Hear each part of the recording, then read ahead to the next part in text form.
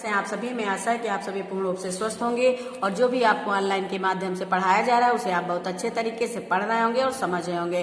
तो बच्चों, आज मैं आपकी विषय अध्यापिका स्नेहलता श्रीवास्तव कक्षा 3 के बच्चों को हिंदी सुलेख में पाठ 3 सर्वनाम नामक पाठ पढ़ाने जा रही हूँ, जिसे आप बहुत ध्यानपूर्वक पढ़ेंगे। इसके पहले हमने आपको पाठ 1 और पाठ 2 पढ़ाया, उसकी PDF भेजी। हमें आशा है कि आपने वीडियो देखा होगा और समझा होगा और PDF के माध्यम से आपने लिखा होगा।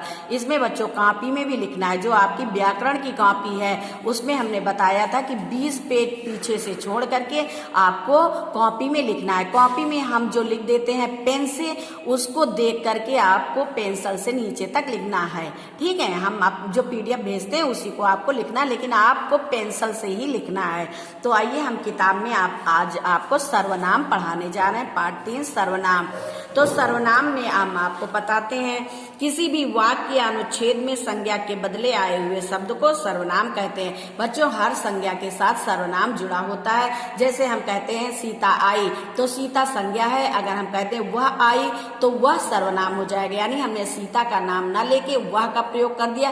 कहा उसी को, सीता को ही कहा, लेकिन हमने सीता का नाम ना लेकर के हमने उसके लिए वह का प्रयोग कर दिया, तो वो सर्वनाम हो जाता है। ये सर्वनाम की परिभाषा क्या होती है? जो शब्द संज्ञा के स्थान पर प्रयोग किए जाते हैं उन्हें सर्वनाम कहते हैं। जैसे मैं, तुम, तुम्हारा, उसका, उसकी आदि।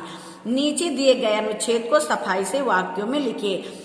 वाक्य को अधिक प्रभावशाली बनाने के लिए संज्ञा की जगह पर किसी दूसरे शब्द के शब्द भेद का प्रयोग किया जाता है, उसे सर्वनाम कहते हैं। जैसे राहुल नहीं आया क्योंकि वह बीमार था। अब यहाँ पे राहुल है, राहुल संज्ञा है और वह सर्वनाम है, यानी राहुल की जगह पर यहाँ पे वह का प्रयोग किया गया, इसलिए ये सर्वनाम है। अब इसको देखकर जो ये 2 पंक्तियां हैं, इन्हीं 2 पंक्तियों को हमें नीचे लिखना है। तो आइए हम आपको लिख के बताते हैं कि इसे कैसे लिखना है। जैसे यहाँ पे लिखा हुआ है वाक्य। क्या लिखा हुआ? वाक्य। तो यहाँ पे रेड लाइन है, फिर नीचे रेड लाइन है, बीच में ब्लू और ब्लू है, फिर ब्लैक लाइन है। ठीक है, तो हमें रेड लाइन से कोई मतलब नहीं है, हमें ब्लू और ब्लैक से मतलब है, तो हमें ब्लू और ब्लू से ही लिखना है।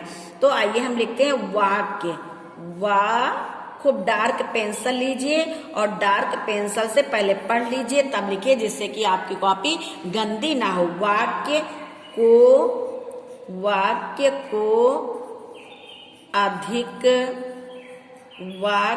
को अधिक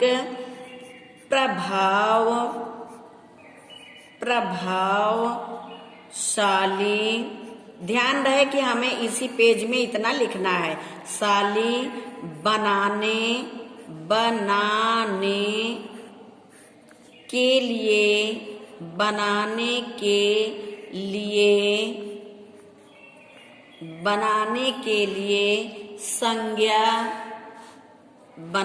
के लिए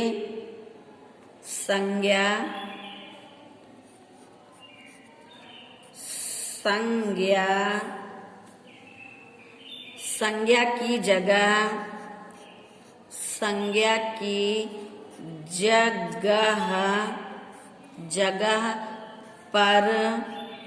पर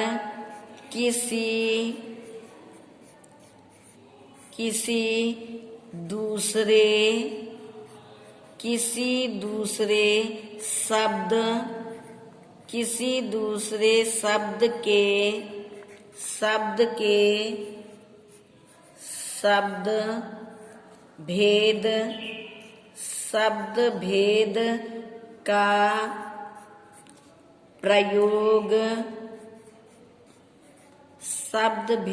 का प्रयोग किया। ये ध्यान रखना कि 2-3 लाइन से बाहर लाइन नहीं जानी चाहिए। किया जाता है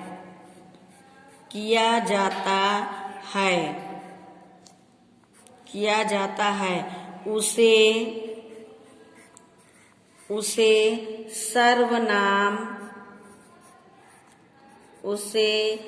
सर्वनाम कहते हैं। अब यहाँ पे कॉमा है तो आप कॉमा लगाएंगे। उसे सर्वनाम कहते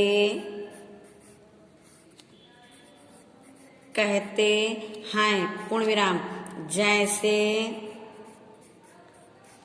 जैसे, फिर यहाँ पे डैश है, राहुल, जैसे राहुल नहीं, राहुल नहीं आया, राहुल नहीं आया, क्योंकि, क्योंकि वह, क्योंकि वह बीमार है, बीमार है, क्योंकि वह बीमार है। बस यहाँ तक आया। ठीक है, एक लाइन आपकी बच जाती है तो कोई बात नहीं है, कोई बात नहीं है। ये जो है आप अच्छा लिखेंगे, साफ साफ लिखेंगे, आपका यहाँ तक भी आ सकता है। तो बच्चों आज हम आपको बस एक ही ये पेज बताएंगे, इसका जो पेज नंबर 11 है। आज आपने सर्वनाम का पेज नंबर 10 पढ़ा और 11 पेज नंबर हम आपको दूसरे टर्म में पढ़ाएंगे। तो आप लोग इस जो है पेज नंबर 10 में जो लिखा हुआ उसको बहुत अच्छे तरीके से लिखेंगे और पढ़ेंगे। तो बच्चों आज ये सर्वनाम का आधा भाग यहीं पे समाप्त होता है। दूसरे टर्म में हम आपको दूसरा भाग पढ़ाएंगे। धन्यवाद।